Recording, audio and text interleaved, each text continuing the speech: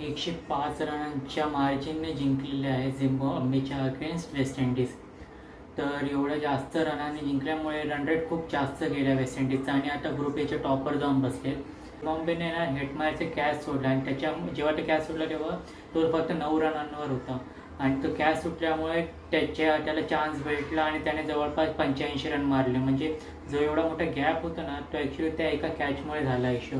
आणि अजून एकदा कॅच त्याची सोडली होती आणि त्याच्यानंतर मग बाकीचे जे प्लेयर्स होते त्यांनी पण त्याचा फायदा उचलला आणि मग वेस्ट इंडिजचा स्कोर 255वर नेला.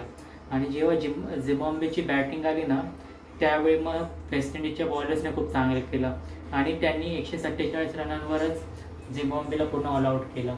26 तारखेला आपली मॅच आहे झिम्बाब्वेसोबत आणि साऊथ आफ्रिका आणि वेस्ट इंडिजची मॅच आहे. आणि अपेक्षा ठेवा आणि प्रार्थना करा की साऊथ आफ्रिका जिंकू दे, तेव्हा जाऊन आपलं सेमीफायनलमध्ये चान्सेस राहणार.